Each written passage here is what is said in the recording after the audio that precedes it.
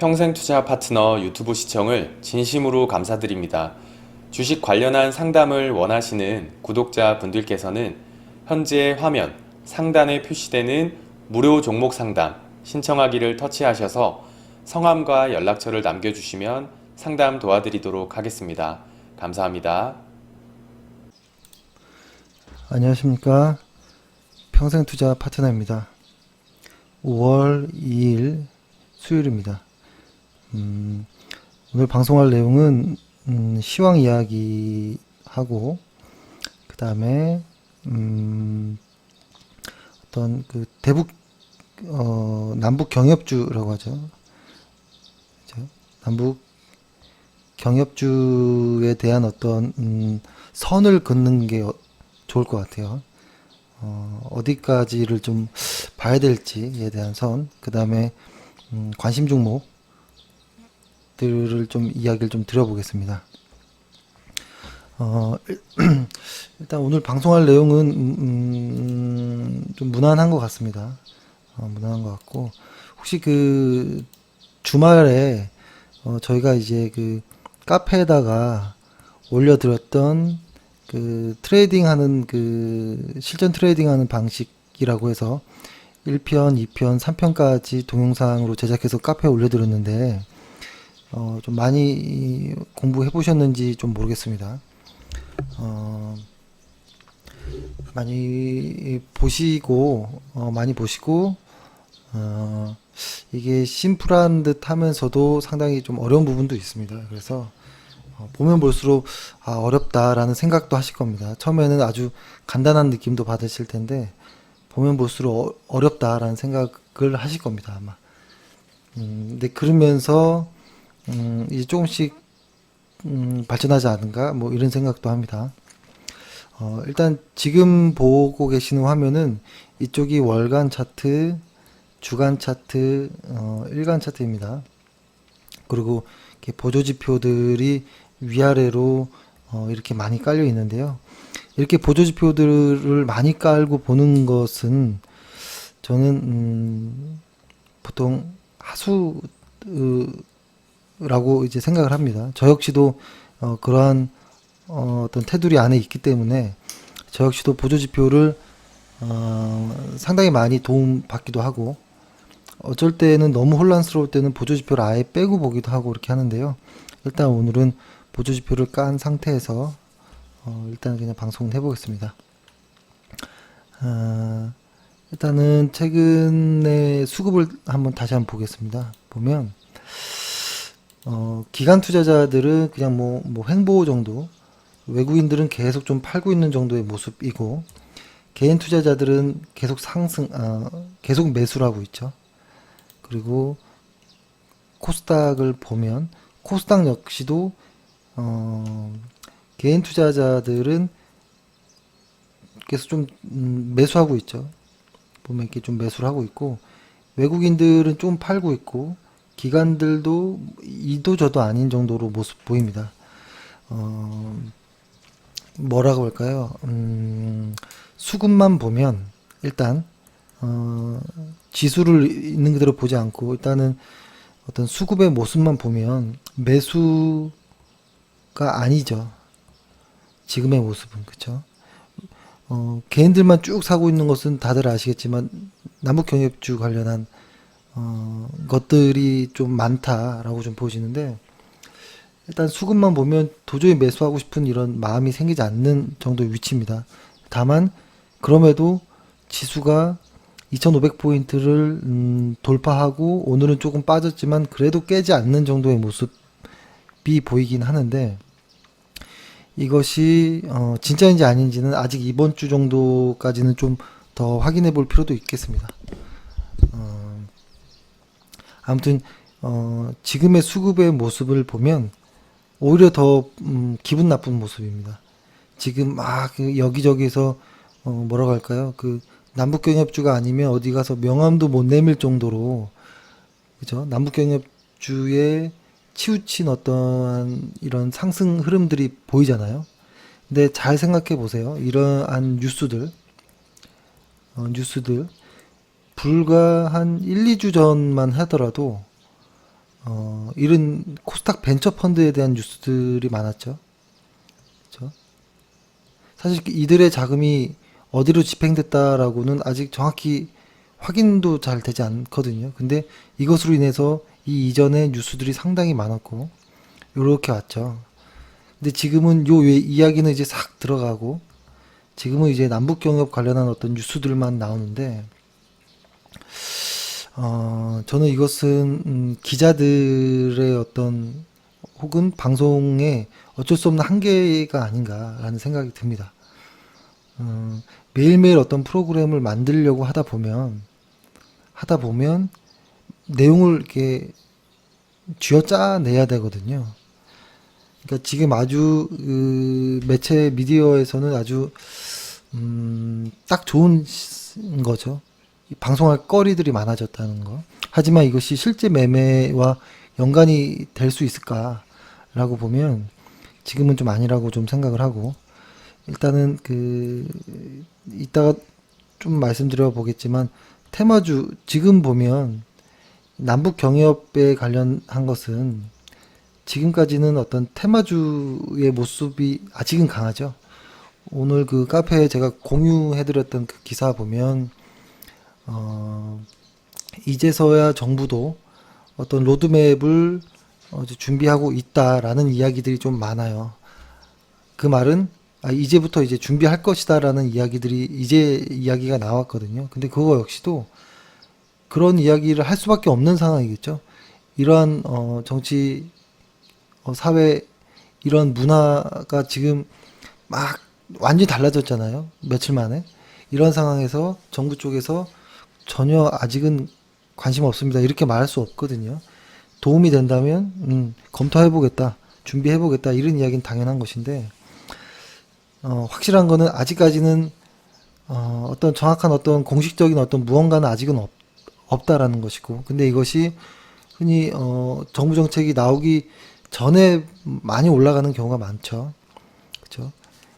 근데 지금은 좀 빠르다라는 느낌이 확실히 받아집니다.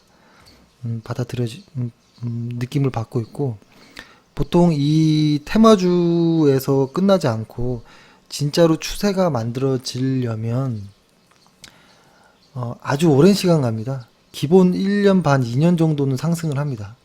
이것이 테마주가 반짝 테마주가 아닌 진짜 추세를 만드는 어떤 무언가가 된다면 그러면 지금의 어떤 이러한 남북 경협주들은 이런 초입 구간이겠죠. 이런 초입 구간. 여기서 번쩍번쩍 이렇게 하는 모습이겠죠. 근데 이게 뭐 사실 파동이란 게 의미가 없지만 그죠. 저도 역시 엘리엇 파동이라고 하면 이렇게 올라가는 요 파동을 굳이 믿진 않고 실질적으로 파동을 볼 때는 무조건 N자 파동 정도로만 인식을 하거든요. 이렇게 요게 하나이고 이것이 계속 이제 연달아 붙는 거겠죠. 파동들이. 그러니까 올라갈 때 이런 식으로 이렇게 계속 올라가는 거 내려갈 때도 이런 식으로 내려가는 그래서 엘리엇 파동처럼 뭐 상승 5파라고 해가지고 이 봉우리가 꼭 3개에서 마무리가 온다라고는 믿진 않습니다. 작은 파동에서는 일목산인 같은 경우에는 15파 혹은 뭐 13파동까지는 좀 보는 경향도 있거든요. 이거를 둘째치고 예를 들어서 이 남북 경협주가 진짜로 상승을 이룰 거면 기간적으로 저는 1년 반에서 혹은 뭐 2년 정도까지도 갈 수 있다라고 보고 지금의 요 만약에 반짝거리는 추세가 엘리엇 파동으로 말한다면 요 정도일 것 같아요. 이렇게 간다면 요 언저리의 모습이지 않을까. 근데 이게 진짜 파동으로 이어지려면 반드시 한 번에 쉬어가는 구간이 있고 여기에서 진짜로 갈 때 이건 진짜로 3파 5파 이렇게 가는구나 라고 알 수 있는 거거든요. 그래서 저는 지금에 올라가는 어떤 테마주들은 이 정도의 모습이고 이것이 반짝하는 것인지 진짜 추세를 만들 것인지 아직 정해진 건 아무도 없다 라고 저는 생각을 하고요. 조금 답답할지도 모르겠지만 저는 보수적으로 대응을 하겠습니다. 저번 주에 말씀드렸던 거 보면 변동성을 이렇게 많이 주는 어떤 이러한 매매는 결국엔 계좌가 마이너스 됩니다. 단 월 1%씩이라도 꾸준하게 리스크 없이 수익을 내는 것이 더욱 더 큰 상승 계좌 플러스를 가져오거든요. 그래서 어떠한 고객이 살짝 여쭤보더라고요. 잘 이해 안 간다 라고 말씀을 하셔서 이게 여기 계산기라는 게 여기 어디 있었던 것 같은데 제가 계산기로 한번 실제로 한번 볼까요? 제가 이게 좀 컴퓨터가 좀 제가 좀 서툰 편이라 이게 분명히 제가 계산기를 어디서 봤거든요. 계산기가 어디 있을 겁니다. 잠시만요. 아마 지금 컴퓨터를 잘 하시는 분은 되게 답답하실 거예요. 아마 제가 지금 계산기를 못 찾고 있으면. 계산기. 수학식 입력 이건가? 이거 한번 눌러볼게요. 아, 이거 아니네.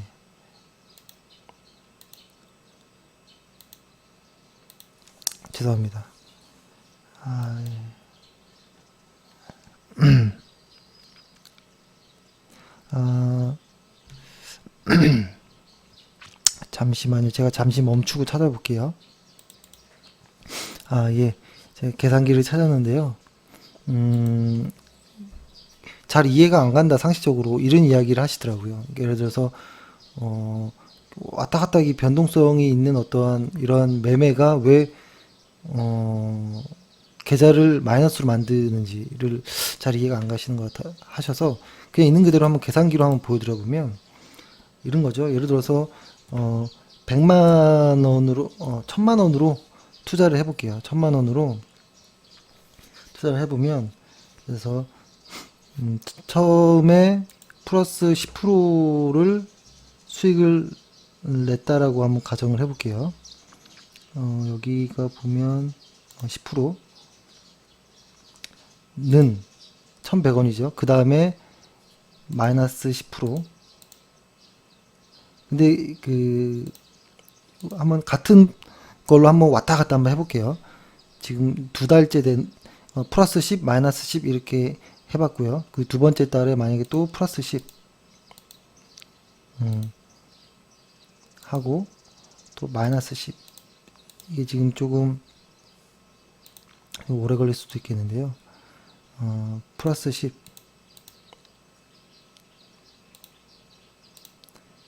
마이너스 10 지금 6개월 왔거든요. 1000만 원에서 시작했는데 970이 됐죠. 다시 한번 두 달을 더 플러스 10 마이너스 10 해볼게요.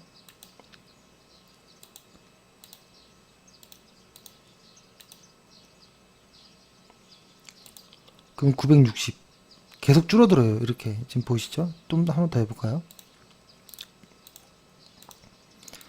마이너스 10 950 줄어들죠. 계속. 그러니까 이걸 지금 제가 10%로 했기 때문에 그렇지, 만약에 뭐라고 할까요? 테마주 같이 뭐 15%, 뭐 20% 올라갔다가 20%뭐 이런 식으로 떨어지잖아요. 이러면은 계좌가 이거는 지금 제가 한 10번 정도 왔다 갔다 했을 뿐인데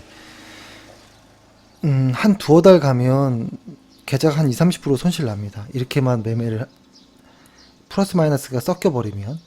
근데 보통 이렇게 되죠. 보면은 이렇게 되는 거죠.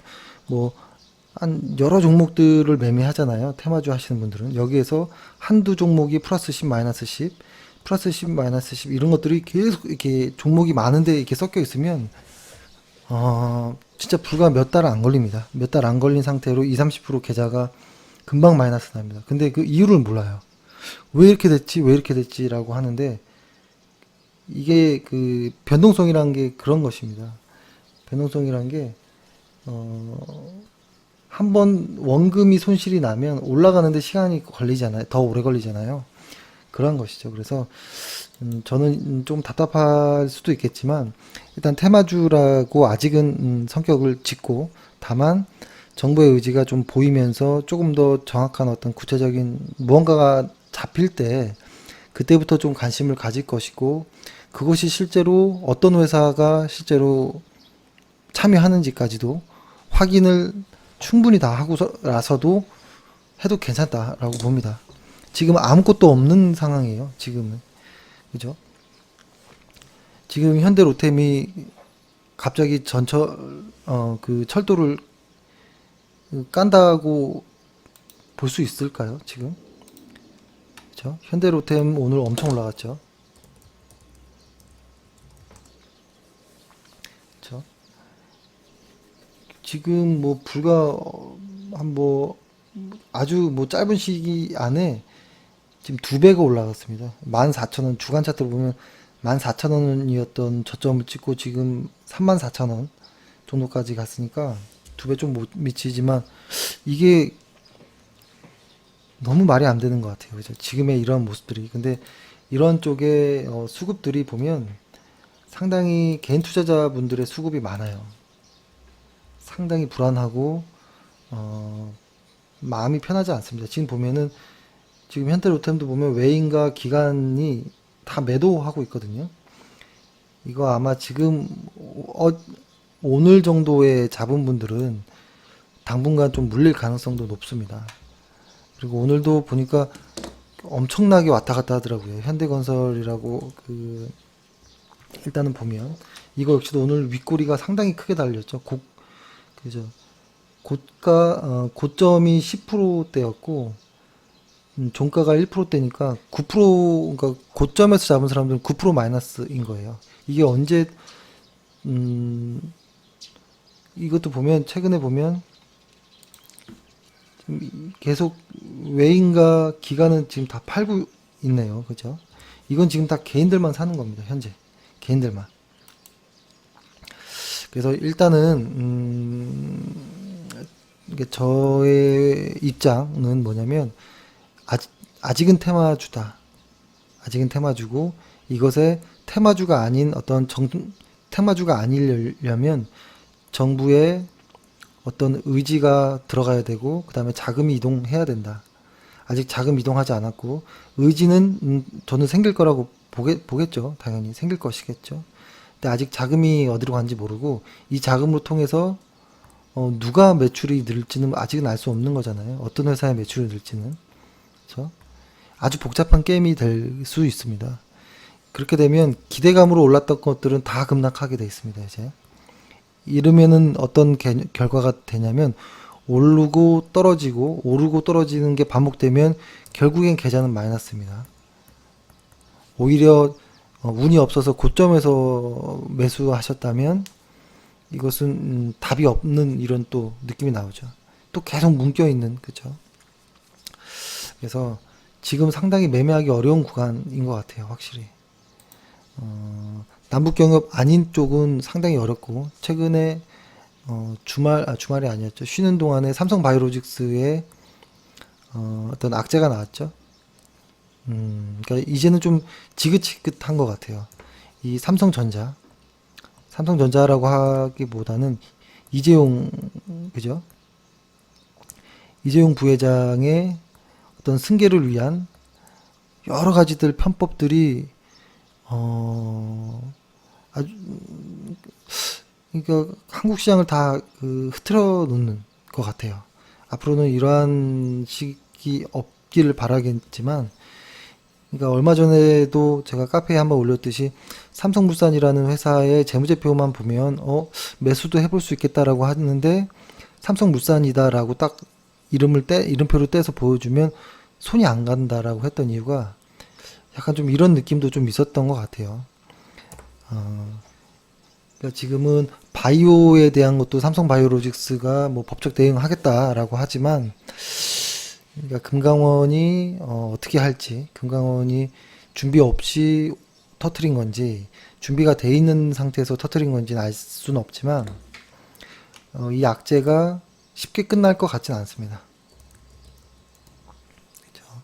삼성바이오로직스 보면 오늘 17% 정도로 하락 마감을 했는데요.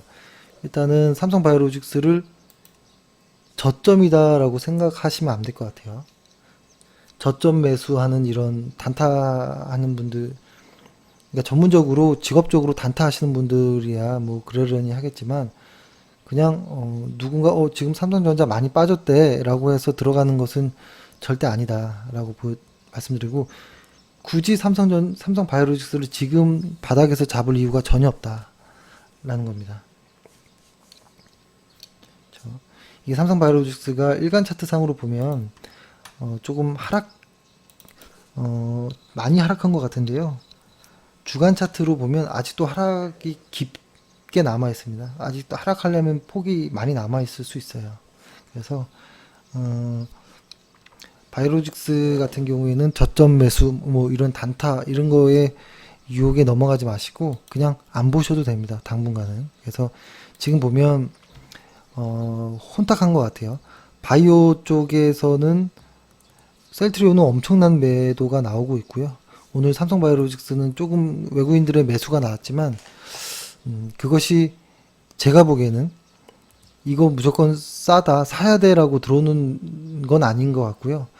외국인들 역시도 물린 자금을 저점에서 매수해서 고점에서 좀 팔아내려고 하는 그런 흔적으로 보입니다. 그래서 바이오도 한동안 어려울 것 같고, IT 쪽은 삼성전자가 새롭게 등장하고 나서 여기에 만약에 개인 투자자들이 왕창 붙어버리면 이거는 이제 진짜 꺾이는 계기가 되지 않을까라는 생각도 들고, 그러면 바이오와 IT 쪽도 없고, 그러면은 기대감으로 오르는 테마주인 남북경협주만 들쑥날쑥 할 것이고, 시장은 상당히 어려워질 수도 있겠다라는 생각.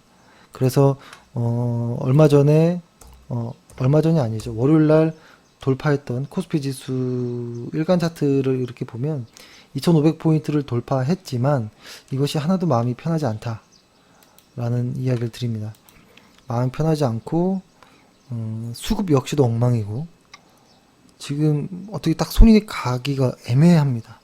그리고 코스피 지수를 월간 차트를 보면 상당히 불쾌한 모습이 나왔습니다. 이렇게 큰 하락 이전의 어떤 이런 모습들이 좀 나오는데 상당히 기분 나쁜 모습입니다. 그래서 일단 좀 경계를 하고 있습니다. 주간 차트 상에 이렇게 헤드앤숄더가 완성되는 모습이라면 이것은 아주 기분 나쁜 것이거든요. 그래서 일단 2500포인트가 돌파해서 기계적으로 일단 매수 매도는 좀 하겠지만 긴장하고서 매수 매도를 해야 된다라는 겁니다. 긴장 안 하고 매수 매도하는 것과 긴장하면서 물량을 좀 조절하면서 매수 매도하는 것은 좀 다릅니다. 그리고 만약에 이제부터 매수 매도를 한다면 저희가 그 카페에 올려드렸던 그 트레이딩하는 그 방식대로 좀 짧게 매매를 하시어 보는 게 지금 구간은 마음이 가장 편할 수 있겠다라는 생각을 합니다. 이렇게 하고, 그래서 사실은 뭐 테마주들을 좀 정리해 드리기도 뭐하고, 왜냐면 저까지 이렇게 불난 곳에 부채질할 이유가 없잖아요. 근거도 없고. 근데 다만 지금 애매한 게 있죠. 예를 들어서 뭐 실적이 좋아서 원래는 매수하려고 했었는데 갑자기 테마가 붙어버리면서 그냥 테마주가 돼버리는 이런 모습이거든요. 그냥 테마주가 돼버리는. 그러니까 지금은 실적과 무관한 것입니다. 테마가 붙은 것은. 그래서 애매하다. 아주 애매하다라는 생각을 합니다. 그래서 상당히 조심해야겠다라는 생각을 하고, 그 다음에 그래도 일단은 일부 관심 있는 종목을 몇 개 정도 소개를 한번 들어보면요. 일단 펄어비스가 실적이 오늘 나왔었죠. 그쵸? 주간 차트로 볼게요.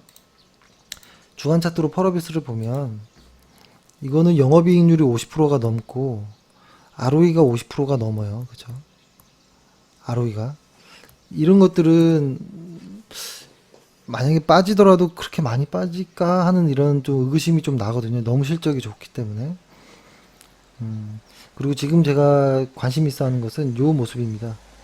그죠? 그 주간 차트상의 종가가 3주 정도를 계속 좀 어느 정도 일정 가격대에서 이렇게 싸움을 벌이고 있다. 이 과정, 이것이 4주까지, 5주까지 이렇게 연결될 수도 있겠지만 보통 3, 4주 정도 안에는 매수와 매도의 공방의 결과가 나오거든요. 그래서 만약에 이 펄어비스의 매수 매도의 공방이 그러니까 저번 주까지 보면 4주째네요. 하나, 둘, 셋, 넷, 4주째 25만 원대에서 지금 공방을 벌이고 있는 것이 공방의 결과가 위로 간다면 혹은 아래로 간다면 이것은 좀 강력하게 갈 것이다. 지금 상당히 많은 변동폭들이 쪼여 있거든요. 이 방향성이 위로 잡히든 아래로 잡히든 어디론가 잡히면 이것은 상당히 강하게 갈 가능성이 높다. 그래서 일단 펄어비스는 매수자가 아니면 매수는 조금 보류하고 있다가 방향성을 보고 들어가시는 게 좋겠고, 매수자라면 방향성이 나올 때까지는 일단 가져가서 상방으로 방향이 간다면 추가 매수를 해도 되겠다라는 생각을 합니다. 펄어비스라는 종목도 좋았고, 그 다음에 하나투어도 좀 비슷한 모습이에요. 일단 주간 차트로 봤을 때 하나투어가 아니고 연우였습니다. 연우도 지금 보면 좀 줄여볼게요. 연우 같은 경우도 주간 차트 상으로 보면 일정 어떤 매물대가 확실히 존재를 하고 있는 것 같아요. 이 근처에. 근데 만약에 이 가격대 35,000원이라는 이 가격대를 돌파하면 이것은 상당히 강할 것 같다라는 것이고, 이 앞전 가격대인 5만원대까지는 한번 가지 않을까라는 생각을 합니다. 일단 보통 이것을 볼 때 어떻게 보는 것이 좋을까라는 생각을 하죠. 제가 예전에는 좀 많이 말씀드렸었죠. 보통 실적 이야기를 많이 했었죠. 근데 요즘에 들어와서 실적 이야기를 좀 많이 안 하긴 했는데, 그 이유에 대해서 한번 그때 말씀드렸었죠. 그 시장이 이렇게 와서 올라가고 이렇게 꺾이는 이런 구간에서는 실적으로 종목을 매수 매도하는 것이 아니고 어떤 기술적 분석 혹은 수급 이런 것으로 하는 것이죠. 이런 부분, 요 두 구간은 기술적인 어떠한 영역인 것이고, 이렇게 실제로 바닥을 다지고 충분히 이제 상승 구간이 열려 있는 이 구간에서는 실적 좋은 놈들이 앞서거니 뒤서거니 하면서 달려나가는 곳이죠. 그래서 이런 초입 구간, 그리고 하락이 진행되고 혹은 아직 하락의 횡보가 마무리되기 전 이런 구간들은 기술적 분석으로 보시는 것이 좋습니다. 그래서 최근에는 실적을 잘 이야기를 하지 않았는데요. 아마 근데 대부분 많이 아실 거예요. 저희가 어떠한 실적을 보는지. 예를 들어서 연우라고 하면 이렇게 하죠. 맨 처음에 실적을 볼 때는 이런 것이죠. 처음에 이렇게 상장기업 분석, 뭐 컴퍼니 가이드, FN 가이드 뭐 이런 데 보면 이렇게 나와 있는데요. 아주 기초적인 거부터 일단 보면 보통 이렇게 저는 많이 보라고 말씀드립니다. 처음에 딱 보면 이 회사가 코스닥이고 코스닥 제조업에 속하고 있구나. 이 정도 하나. 그리고 업종 PER이 48배. 근데 이 회사의 PER은 24배 정도이구나. 그러면 다른 같은 화장품 쪽의 업종에서 PER이 낮은 편에 속하고 있구나라는 거 하나. 그렇게 하고 그 다음에 또 이렇게 그 다음에 외국인들의 보유 비중도 좀 보라고 합니다. 이 회사가 외국인이 한 12% 정도 보유 비중을 가지고 있구나. 그리고 시가총액은 약 한 4천억대 정도 되겠구나 정도 하고 내려갑니다. 내려가서 이렇게 하죠. 그 다음에 이렇게 운용사별 보유 현황. 운용사들 국내의 어떤 운용자산 그죠? 운용사들이 이 회사에 요 정도로 투자를 하고 있구나. 뭐 나중에 좀 더 자세히 보려면 여기 어떤 비중이라든지 이런 것도 이렇게 볼 수 있겠지만, 일단은 운용사들이 그냥 탁 하고 봤을 때 한 10개 정도는 보유 이 회사에 투자를 하고 있구나, 이렇게 일단 보라고 말씀드립니다. 그러면 이것이 와 대단하다 이런 개념이 아니고요. 이 정도로 운용사들이 들어와 있고 국내 기관이라든지 혹은 외국 운용사라든지 이런 쪽에서 이렇게 한 10개 정도 매수를 하고 있는 것이 정상인 것입니다. 이것이 와 대단하다가 아니에요.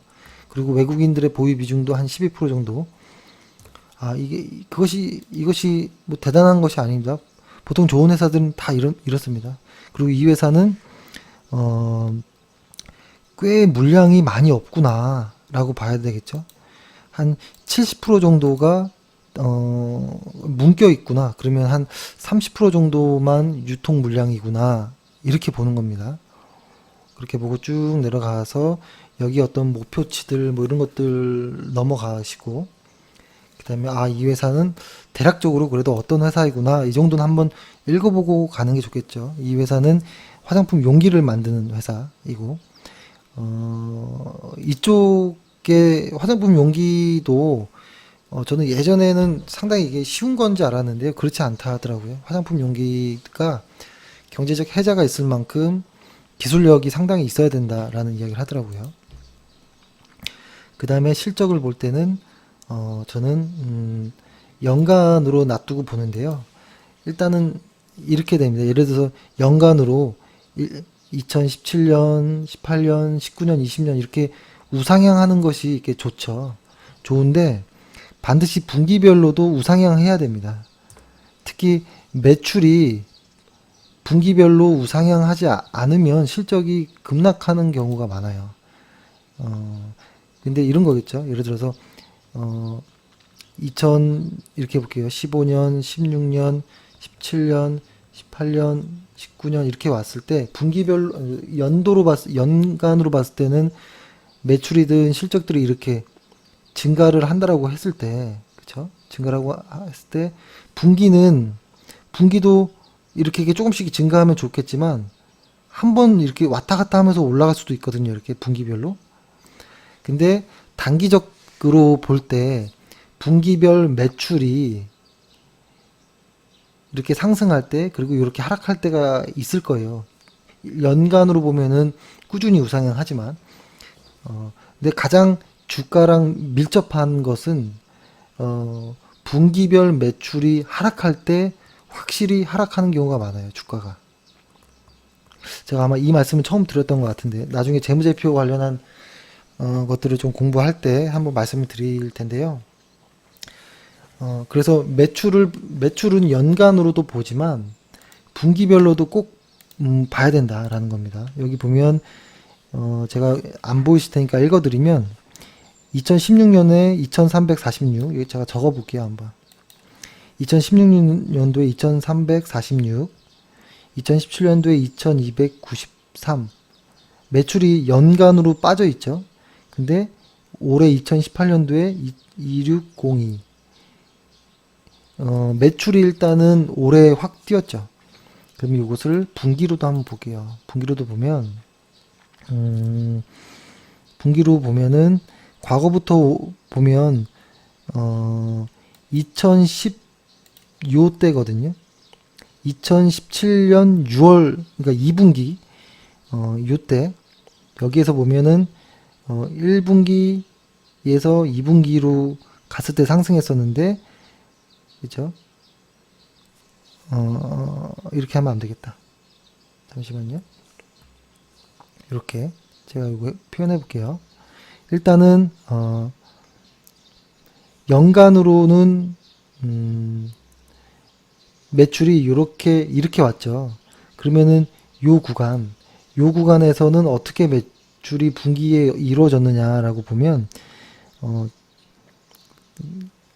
여기가 2016년도고 2017년도잖아요. 그러면 17년도에서 16년도에서 17년 오는 과정은 일단 여기는 안 나와 있으니까 2017년도에서 2018년도로 오는 그 과정의 분기를 보면 이렇게 됩니다. 2017년 1분기, 이렇게 점을 찍어 볼게요. 그 다음에 2분기 때는 좀 내려가고 3분기 때 올라가고 2017년 마지막 분기 때 살짝 내려왔죠. 이렇게. 그 다음에 이번 연도 2018년 1분기 때는 또 올라가고 다음 분기도 올라가고 그 다음 분기도 올라갑니다. 이렇게. 그러면은 여기까지가 제가 다시 그려볼까요? 이제 이렇게 그려볼게요. 2017년에서 2018년도로 가는 이 매출은 연간으로는 우상향 하지만 분기로 쪼개봤더니 이렇게 되네요. 1분기, 2분기, 3분기, 4분기 이렇게 빠졌고, 그죠? 그 다음에 이번 연도에 들어서는, 무슨 색으로 해볼까? 검은색. 이번 연도의 1분기 때는 상승, 다시 또 2분기 상승, 3분기 상승 이렇게 나와요. 그러면 생각해 보면, 그죠? 2분기와 4분기에 이 회사가 매출이 줄었다. 작년. 그런 관점으로 차트를 조금 펴서 이렇게 한번 볼게요. 보면은 마치 꼭 그렇게 꼭 딱 드러나는 건 아니겠지만 예를 들어서 1분기의 매출 1분기에서 2분기로 가면서 매출이 이렇게 좀 늘었었고, 그러니까 이거대로는 사실 표현하기 좀 어렵겠지만 주가도 이런 식으로 좀 분기에 맞게 이렇게 좀 흘러갑니다. 이런 식으로 지그재그. 그런데 지금부터는 1분기에도 매출이 나올 것이고 2분기에도 매출이 더 늘어요.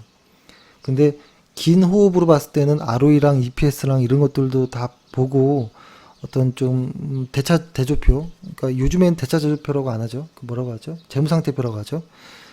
재무상태표도 자세히 보고 여러 가지 봐야겠지만 그냥 개인 투자자들이 꼭 이것만을 한번 보자라고 하는 것이 이건데요. 매출의 분기 증가율을 좀 보면 어떤가라는 것. 그래서 일단은 1분기는 좋아요. 늘어요. 작년보다. 이 연간으로 이렇게 잘라보면. 그래서 1분기 늘 것이고 그 다음 2분기도 늘 것이거든요. 저는 이것이 그래서 이 횡보 구간을 마무리하고 시장만 준수하게 가주면 연우라는 회사는 저는 이렇게 폭발할 거라고 봅니다. 그래서 연우라는 회사를 좀 관심 있게 보고 있다가 잘 지지가 되고 35,000원대를 잘 돌파해 나갈 때 그때 매수하는 것입니다. 지금 미리 매수하는 것이 아니에요. 왜냐면 이 박스권 안에서 한번 하락하고 이렇게 올라갈 수도 있는 거거든요. 그리고 이 회사를 저희가 자주 보는 연우라는 회사, 이 회사를 지금 보면 잠깐만요. 이게 맞네요. 당연히 2016년도에 비해 매출과 영업이익이 당기순이익 다 늘죠. 그렇죠? 다 늘고 아까 분기로도 이렇게 봤었고, 그 다음에 ROE를 꼭 보라고 했죠. ROE는 여기 이렇게 나와 있는데요. 제가 적어보면 2017년도에 ROE가 4, 2018년도 현재 ROE는 한 7.5 정도, 2019년도에 약 한 9 정도 이렇게 되거든요. ROE가 2017년도에 가장 낮았고 2018년도에 ROE가 약 2배 정도 상승을 하고요. 2019년도에는 그래도 2배는 아니어도 상승을 합니다. 이렇게.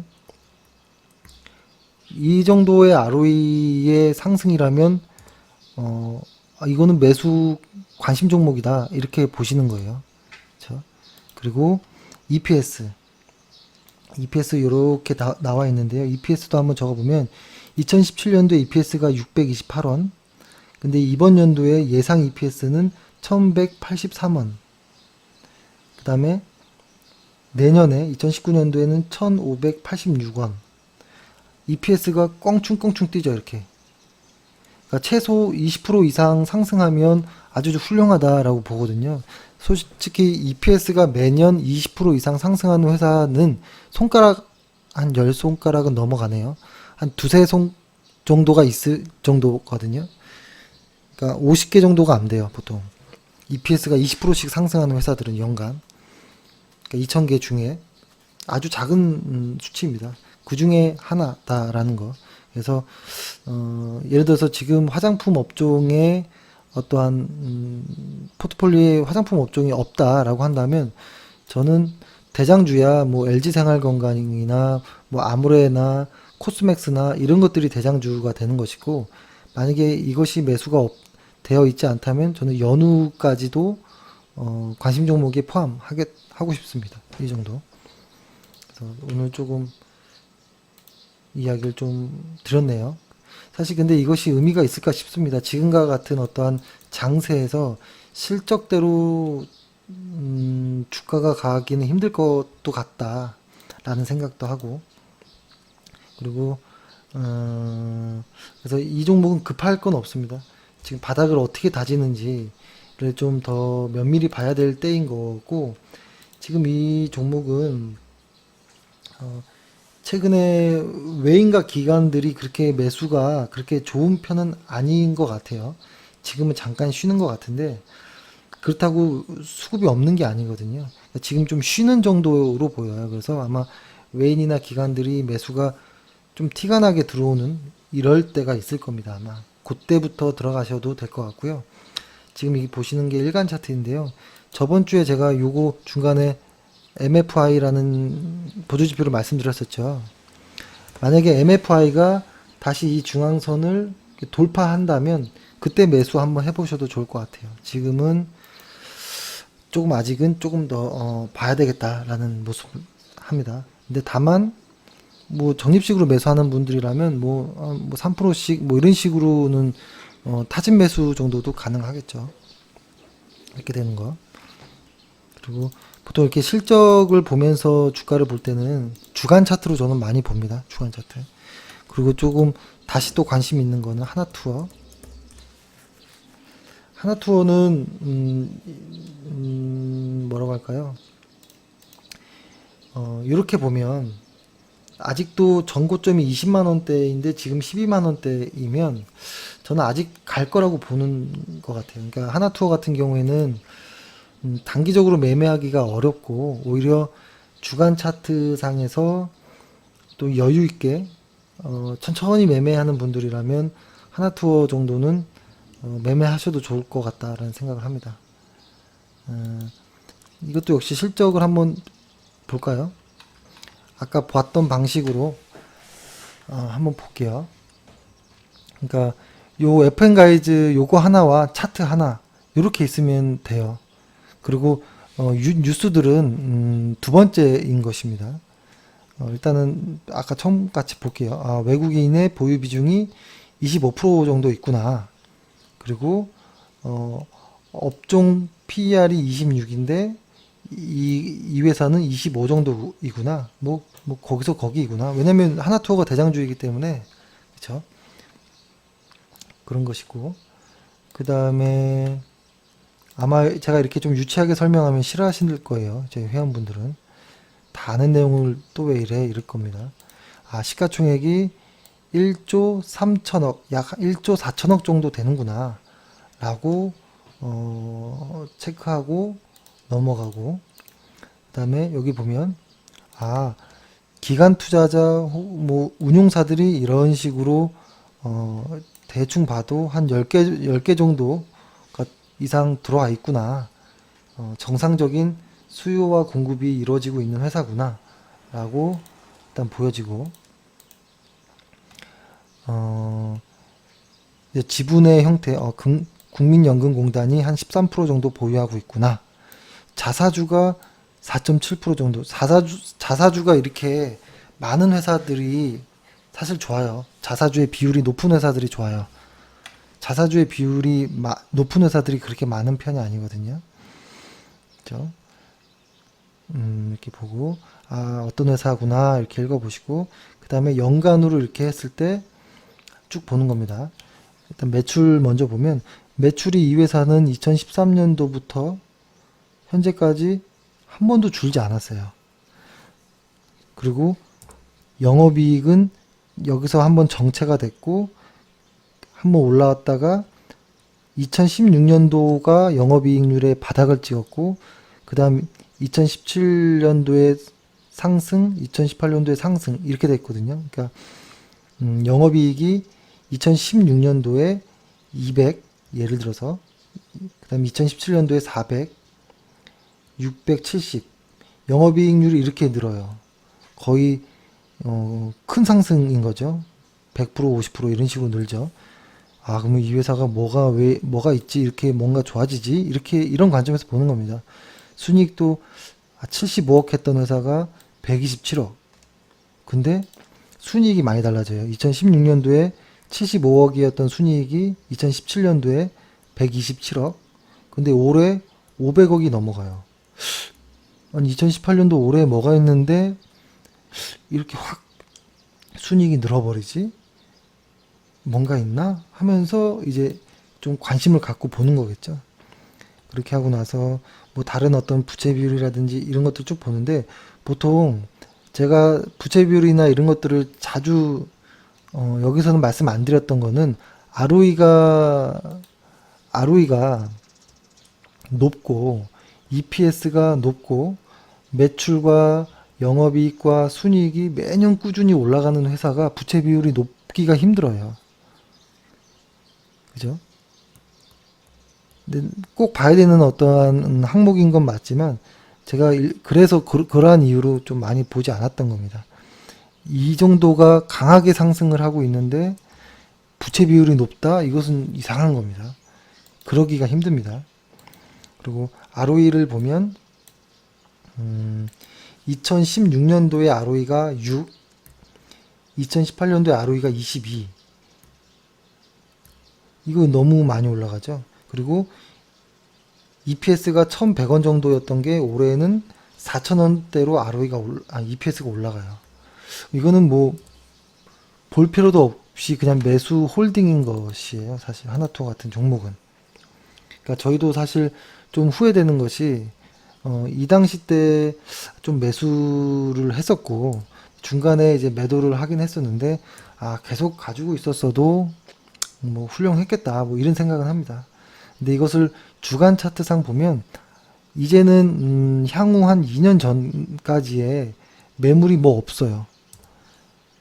약 한 3년 전에 전고점 하나가 있을 뿐이고, 하나투어는 변동은 있겠지만 꾸준히 우상향하는 이런 종목들입니다. 그래서 안전한 종목들을 찾는 분들이라면 하나투어 같은 종목을 일부 한 10% 정도라도, 물량의 10% 정도라도 보유하시는 게 좋다라고 생각합니다.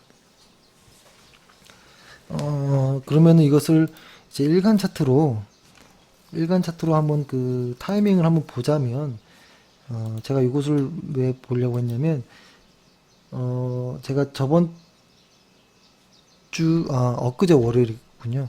월요일날 말씀드렸던 MFI 보조 지표가 이 중심선을 이제 딱 오늘 돌파했어요. 오늘 딱 돌파했거든요. 그러면 오늘 같은 날 매수해도 돼요. 사실은 월요일날 매수해도 좋았겠지만 약간 좀 불안한 이런 모습이 있었던 자리였고, 근데 오늘은 거래량과 함께 외국인들이, 기관들이 사면서 보조지표 역시 돌파했거든요. 그래서 이런 것들은 만약에 과거에 이런 자리라고 했다라고 하면 오르락 내리락 하지만 천천히 올라가는 이런 모습을 볼 수 있을 거예요. 그래서 하나투어라는 종목 역시도 이름은 지겹게 들어봐서 알겠지만 실적이 이렇게 확 달라지는지는 아마 많이 모르셨을 겁니다. 실적이 말도 안 되게 좋아지는 회사입니다. 그리고 하나투어를 예전에 유튜브에서 몇 번 말씀드린 적도 있지만, 하나투어라는 회사가 시스템이 구조 좀 안정적으로 되어 있습니다. 모두투어보다. 그리고 그 체인점이라고 해야 되나요? 그 사업을 하시는 분들의 입장에서도 사업하기가 되게 편하게 되어 있어요. 하나투어가. 그리고 민원이나 이런 것들은 본사가 책임을 지기도 하고, 다 본사가 책임을 지는 구조이고, 그래서 하나투어 같은 경우는 이름은 들어서 너무 매력이 없어 보이는 정도의 회사 같이 보이지만 사실 아주 좋은 회사. 저는 오히려 너무 이름이 어려운 회사들 있죠. 어려운 회사. 영어로 돼 있는 그런 건 오히려 좀 더 의심이 됩니다. 오히려. 예전에 IT 버블 때 그랬어요. IT 버블 때 처음 들어보는 회사들이 너무 많았던 거예요. 뭐 하는데 다 영어예요. 그런 회사들보다 이렇게 안정적인 시장의 대장주들, 업종의 대장주들, 하나투어, 그리고 게임의 대장주들인 이런 펄어비스, 이런 회사들 아주 저는 긍정적으로 보고 있습니다. 그리고 일단은 오늘 좀 몇 개 말씀드리려고 했던 회사가 이런 거였어요. 뭐 게임주에서는 펄어비스, 화장품에서는 뭐 연우, 그다음에 여행에서는 하나투어. 아, 이거 좀 관심 있게 보자라는 이야기 생각을 하고 있었고, 그다음에 넷마블도 다시 한번 관심을 가져보자라는 거. 그다음에 KH바텍도 좋고, LS 전선 아시아, 진성 TC, BH, 제주항공. 이렇게 일단은 오늘 좀 저는 관심 있게 봤던 종목인데요. 이거를 한번 차트로, 주간 차트로 한번 쓱 넘어가 볼게요. 지금 제가 보여드리는 회사는 아까와 같이 실적이 다 우량한 회사들입니다. 제주항공. 이게 지금 좀 뭔가 작죠, 모습이. 그쵸? 이거를 좀 다 빼고, 차트로만 좀 보여드릴게요.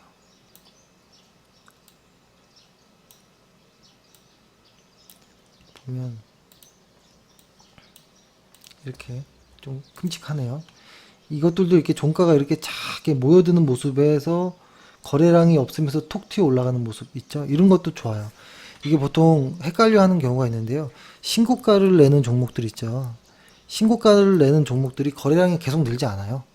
거래량이 그러니까 신고가를 쭉 내면서 거래량을 빵빵빵 터트리면 그거는 고점인 것이고, 보통 신고가를 내면서 거래량이 살짝 죽는 게 자연스러워요. 왜냐하면 매물이 없기 때문에, 그리고 매물이 없기 때문에 거래량이 늘지 않아요. 보통. 그래서 이렇게 거래량이 줄면서 주간 차트에서 계속 꾸준히 올라가는 이런 것들은 관심 있게 봐야 된다라는 것이고, 제주항공이고, 제주항공 실적도 볼까요? 제주항공 ROE만 보면 ROE가 여기는 조금 줄게 나왔는데, 최근 새로 이렇게 반영되어 있는 실적들을 보면 ROE가 2017년도보다는 상승하는 걸로 나옵니다. 그래서 EPS나 ROE가 다 상승하는 걸로 나오고, 여기는 반영이 안 됐네요. 일단은 실적 좋고, 아직 이렇게 보면 끊기지 않고 있다. 예를 들어서 1차적인 파동이 나왔고, 그죠? 1, 2, 3, 보통 이렇게 표현 많이 하죠. 1, 2, 3, 4, 5 이렇게 하잖아요. 그럼 이것은 1, 2까지는 끝났고, 이제 3이 이렇게 가는 과정으로 보입니다. 그래서 저는 제주항공이라는 회사도 아직 갈 길이 좀 남았다 라고 생각을 합니다. 그리고 BH, 이거는 이제 조금 많이 급락한 이후에 최근에 이 주간 차트로 보면 좀 약하게 보이네요. 그죠? 급락이 꽤 컸죠. 이런 급락이 있고 접근할 때는 조금 불안하죠. 이 급락이 있었던 곳에는 안 좋은 매물대들이 이렇게 생겨서 이 매물대를 돌파하고 나서 들어가는 게 사실 좀 마음 편하긴 한데요. 만약에 나는 단기적으로 손이 좀 빠르다라고 하면 지금부터 들어가서 이 매물대까지 트레이딩하고 빠져나오는 것도 하나의 방법일 수도 있겠죠. 이것을 일간 차트로 보면 아직은 수급은 외인과 기관이 나쁘진 않아요. 특히 기관 쪽에서 수급이 좀 많이 들어오긴 하거든요.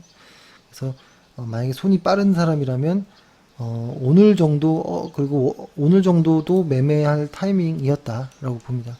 실적은 뭐 당연히 좋죠. 실적도 보고 갈까요? ROE만 볼게요. 이제 ROE가 35에서 44. 사실 무서운 ROE죠. 이런 ROE가 흔하지 않죠. 실적이 엄청납니다. 사실 이 회사도 영업이익이 700억대인데 1000억대로 점프. 순이익은 400억대에서 800억대로 점프. 매출이 7천억에서 약 한 1조 정도로 아마 예상을 하고 있습니다. 이번 연도에는. 그리고 분기별 매출도 한번 볼까요? 분기별 매출이 보면 지금 보면 요거를 잘 봐야 됩니다. 작년 2017년 말에 한번 푹 올라왔죠. 올라오고 이번 1분기는 매출이 주는 걸로 나와요. 이거는 뭐 근데 사실 이것 때문에 지금 이렇게 급락했다라고도 보여지는 거거든요. 이러한 모습들이. 이 급락이 저는 이번에 1분기 매출이었다라고 저는 보여지는데요. 근데 이것이 바닥이고 계속 이제 2분기, 3분기 매출이 강하게 이제 올라갑니다. 그래서 이 BH도 이제는 단기적인 대응하는 영역은 요 언저리 한 25,000원 정도, 6,000원 정도인데 조금 더 디테일하게 보자면 여기 24,000원 정도를 만약에 돌파한다면 이건 중장기적으로도 좀 볼 수 있겠다라고 생각하는 종목입니다. BH. BH는 이 종목에 대한 어떤 세세한 것들은 다음에 한번 좀 할애를 해서 좀 말씀드릴게요. 그리고 넷마블도 저희가 매수를 했다가 손해보고 매도했던 종목입니다. 근데 지금 매도하고 한 1, 2주 정도 있으니까 이렇게 다시 좀 들어왔는데요. 이렇게 보니까 이 종목의 이 종목은 요 언저리가 중심인 것 같아요. 이 언저리를 빠지면 이 언저리에서 이렇게 움직였던 종목이 빠지면 다시 올라오고 이러는 모습인데 요 언저리 때의 매물을 소화하고 슬슬 올라간다면 들어가 볼 필요가 있겠다라는 생각을 합니다. 그리고 MFI는 사실 지금 매수라고 나와 있습니다. 그죠? 매수라고 시그널이 나온 모습이고요. 그래서 이 종목도 관심 있게 보셔도 좋을 것 같습니다. 일단. 근데 수급이 최근에 들어와서 다시 외국인과 기관이 이제 좀 들어오는 거거든요. 한동안 조금 나갔었어요. 그러다가 다시 좀 들어오는 모습인데 지금은 주간 차트로 보면 주간 차트로 이렇게 보면 조금 어려운 모습이에요. 매매하기가. 하지만 여기는 지금 보조지표가 나오진 않았지만 약간의 다이버전스가 나오는 모습이 좀 보이거든요. 그래서 넷마블 역시도 좀 볼 수 있겠다라는 겁니다. 지금 사실 좀 조심스러운 게 테마주를 얘기를 안 하고서는 지금 시장에 관심이 전혀 없어요. 시장에서. 그래서 좀 말씀드리긴 꺼려지지만 테마주는 아직은 테마주다라고 좀 보고 있습니다. 아직은. 그리고 KH바텍을 보면 제가 회원들에게는 자주 말씀드렸던 건데 저번 주에 1, 2, 3편 해가지고 여기 보면 이렇게 꽈배기가 한번 이렇게 확 만들어지고 펴지죠. 그죠? 이 모습이 꽈배기가 한번 펴졌죠. 그러고 나서 이렇게 눌리는 모습. 이게 만약에 진짜로 앞으로 우상향 한다면 이제부터가 시작일 수 있습니다.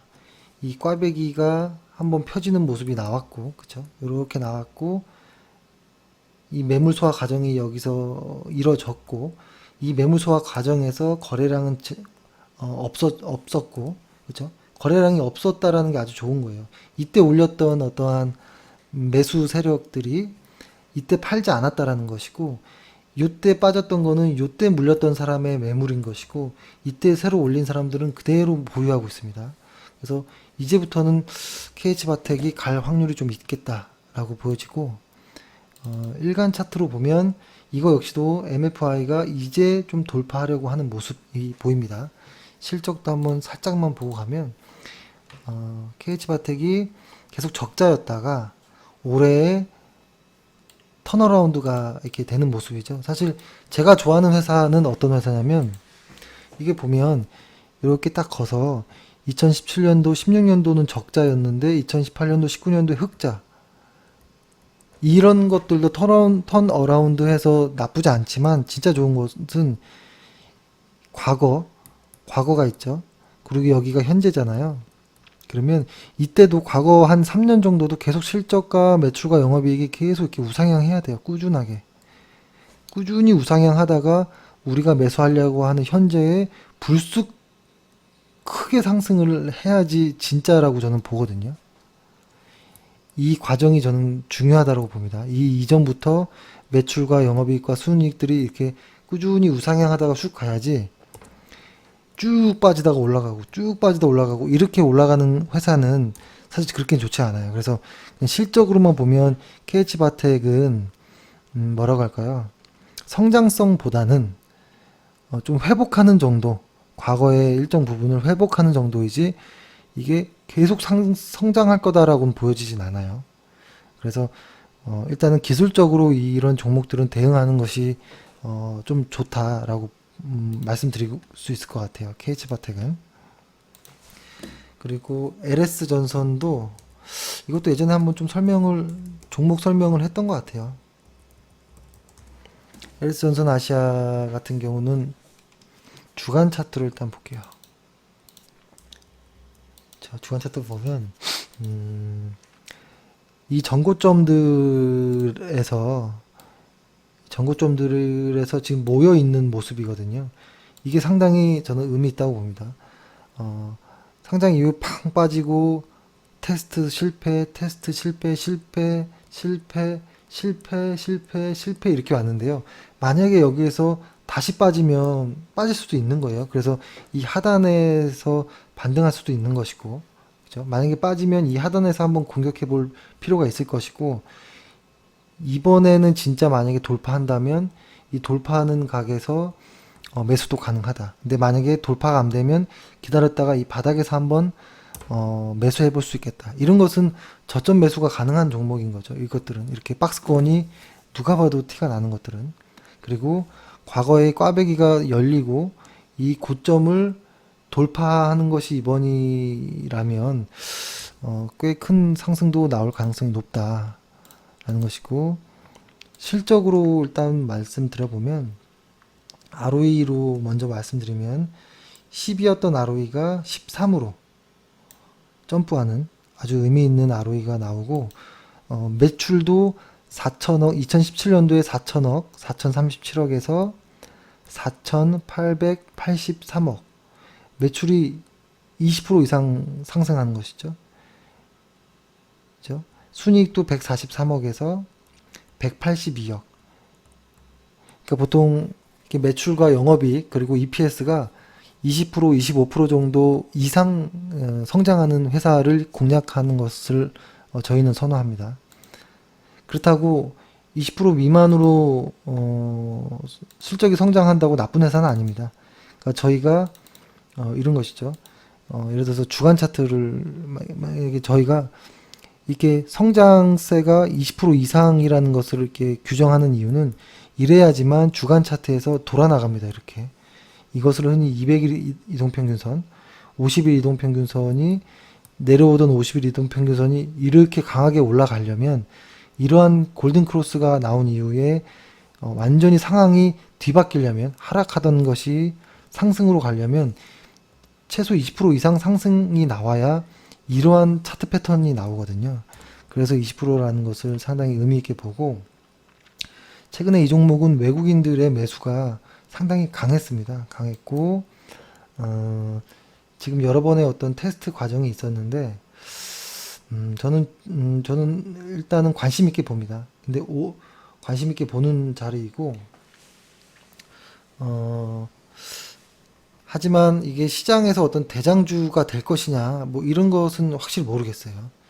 LS전선 아시아가 시장의 대장주냐라고 물어보면 그건 뭐 이렇게 얘기하겠죠. 근데 일정 부분에서 약간 독보적인 어떤 회사 위치가 있기 때문에 경제적 혜자는 있습니다라고 말씀드리겠죠.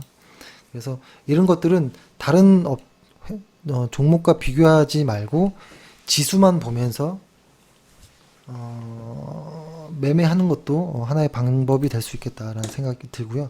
마지막에 징성TC. 진성태 씨는 조금 이상했어요. 이게 뭐냐면 진성태 씨는 보면 과거 2015년도를 바닥으로 16년, 17년 벌써 고점의 징후까지 이렇게 나왔거든요. 주간 차트상 보면 고점의 징후에 어떤 해당하는 이러한 패턴이 나와서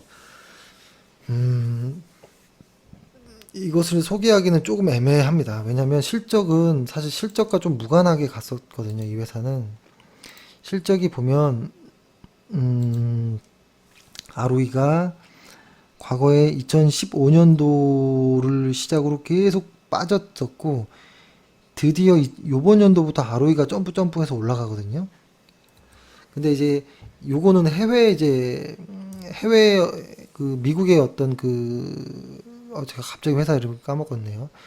미국의 그 건설 그 장비 회사와 주가 차트를 거의 같이 갔던 회사이기 때문에 좀 약간은 그런 모습도 있었고, 그리고 영업이익으로 봤을 때는 2016년도가 바닥이었거든요. 그래서 이 종목은 조금 실적과는 좀 무관한 미국의 어떤 건설업이랑 업황과 좀 연계가 좀 많은 회사입니다. 지성T 씨는. 그래서 일단 제가 요거를 일단 보여드린 거는 요거는 약간의 단기적인 어떤 매매 정도로 한번 보자라고 좀 말씀드릴까 말까 좀 고민했던 거예요. 사실 중장기적으로는 마음이 좀 편하진 않고 MFI가 이렇게 일단은 중앙선을 돌파하는 모습이 한번 나왔고, 그쵸? 나왔고, 아마 요 언저리에서 만약에 주가가 이런 식으로 눌렸다가 만약에 간다면 기다렸다가 매매해 볼 필요가 있겠다. 관심 있게 좀 보자라는 의미로 좀 한 것이고요. 지금 수급도 엉망입니다. 지금 현재. 최근에. 그래서 지금 매매입니다. 이런 것이 아니고 이 패턴이 만들어지는 과정을 좀 같이 좀 확인해 보자 라는 취지였습니다. 만약에 여기가 고점이었다면 패턴이 만들어져도 어느 정도 살짝 올라가고 이제 빠질 것이고, 새롭게 다시 한번 간다면 가는지 혹은 이 전고점의 패턴에서 치고 빠지고 내려올지 좀 보자라는 것. 하지만 실적이 일단은 좋아지는 회사이기 때문에 그래도 관심 갖자. 하지만 이 회사의 실적은 실적 그대로보다는 미국의 건설업황과 좀 연계되어 있는 주가 모습을 많이 그간 띄어서 조금 어려울 수도 있겠네요. 그죠? 하지만 이런 모습들 하락하는데 거래량이 이렇게 없어졌다, 말라버렸다라는 거, 거래량이 없다라는 것은 좀 의미가 있지만 요 안에서 약간 그 매도 물량이 일단 다 나온 것이 아닌가라는 생각, 그리고 다이버전스가 이렇게 요런 데서 좀 나왔던 모습들, 다이버전스가 여기과 여기에서 다이버전스가 좀 나왔다라는 거. 그래서 이건 당장 매매는 하지 않더라도 추적하는 차원에서 좀 공부해 보자, 이런 모습입니다. 이런 의견입니다. 그래서 오늘 좀 실적 이야기를 좀 하니까 마음이 좀 편하네요. 편안합니다. 오늘 시장 일단 정리를 해볼게요. 일단은 코스피, 아이고, 색깔을 일단은 코스피를 보면 코스피라고 할 것도 없네요. 우리 증시는 일단 현재 수급이 엉망입니다. 현재 객관적으로 지금 사실은 뉴스가 좋은 뉴스가 너무 많죠. 저 역시도 너무 소름 끼치는 뉴스고 너무 기분 좋은 뉴스들이 많거든요. 근데 있는 그대로 봐야죠. 수급은 아니라는 거. 그러면 지금의 지수 2500포인트를 상승시켰던 것은 테마주의 힘인가? 근데 이 테마주가 진짜 우리 증시를 살릴 수 있을까? 라고 본다면 조금 물음표가 좀 달리고요. 만약에 이 테마주가 아닌 정부의 의지가 개입되고 자금이 들어가서 어떤 추세를 만드는 어떤 대장 업종이 된다면 지금 반짝거리는 것들은 단순 1파 정도에 해당한다. 앞으로 3파가 나올 것을 예상한다면 진짜로 이것이 추세를 만든다면 이때 매매해도 된다. 지금은 1파 정도의 위치다. 그래서 지금은 1파 이후에 하락할 수도 있고 어떻게 될지 모르거든요. 보통 1파에서 이런 1파에서 아주 매력적으로 보입니다. 하지만 1파가 마무리될 때는 이 매력적이었던 매물 소화가 없이 올라가는 이런 쐐기형들은 강하게 하락을 시키기 때문에 조심해야 됩니다. 그래서 일단 우리 증시는 수급은 엉망이다. 그래서 수급으로만 보면 지수가 2500포인트가 넘어갔지만 이번 주까지 마음 편하지 않을 것이고 삼성전자가 없는 그런 이유 때문에 올라간 건가 지수가, 혹은 그리고 또 하나 제약바이오의 삼성바이오로직스 관련한 악재가 쉽게 끝날 것 같지 않다라는 것으로 일단은 큰 시황은 이렇게 말씀드리고, 그 다음에 관심 종목을 좀 말씀드렸잖아요. 뭐 게임주는 저는 펄어비스를 대장으로 보고, 여행주라고 하면 뭐 하나투어고, 모두투어보다는 하나투어를 더 대장으로 보고요. 제주항공, 뭐 여행으로 같이 이렇게 묶을 수도 있겠네요. 그 다음에 뭐 BH도 역시 강하게 좀 보고 있고, 게임이라면 펄어비스가 대장인 거고, 만약 펄어비스가 있다면 뭐 넷마블은 굳이 볼 필요가 없겠죠. 펄어비스 대장이 있다면, 그죠? 하지만 펄어비스 같은 경우에는 지금 이 뭐라고 할까요? 시세가 상당히 변동이 축소되는 구간이라서 상방 위인지 아래인지 확인하고 들어가야 된다는 거. 그 다음에 화장품 쪽에서는 대장주들이 좀 별로라면 중소형주로 연우 정도도 훌륭한 회사다라고 좀 보여지고요. 그 다음에 뭐 추가로 말씀드렸던 건 KH바텍과 뭐 LS전선 아시아, 진성TC인데요.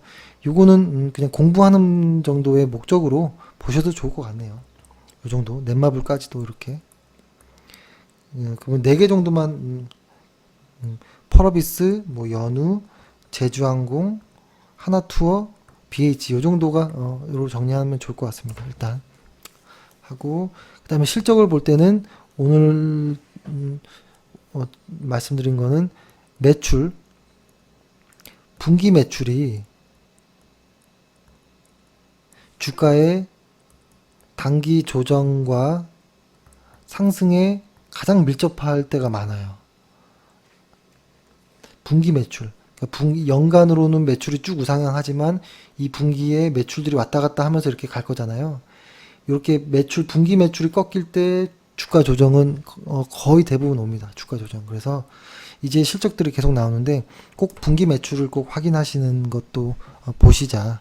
근데 중장기 하는 분들은 이 분기 매출이 꺾일 때, 다만 연간으로는 ROE라든지 매출 영업이익들이 는 때 요게 조정 구간이 매수 구간이 되겠죠. 그러니까 이거는 나의 타임 프레임이 단기냐 중장기냐에 따라서 달라질 수 있다라는 거. 그래서 일단 요 정도로 말씀드리고요. 일단 이렇게 남북 경역주가 춤을 추고 있을 때는 같이 춤을 출 필요 없다라고 보여집니다. 변동성이 큰, 아까 계산기로 보여드렸지만 10% 상승 10% 하락, 이거 반복되면 계좌는 손실입니다. 이러한 매매는 안 하시는 게, 오히려 그냥 안 하는 게 좋습니다. 네, 일단 오늘 좀 내용이 길었네요. 이 정도로 마무리 하겠습니다. 오늘 하루 고생 많으셨습니다.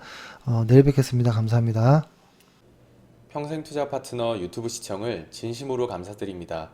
영상 보시기 전에 안내 말씀 하나 드리겠는데요. 주식 종목이나 앞으로 주식을 어떻게 해 나아가야 할지 고민이 많으신 분들은요, 언제든지 저희 대표번호 1588-5380 번호 있잖아요. 네, 이쪽으로 연락을 주시면은 저희가 성심성의껏 상담 드리도록 하겠습니다.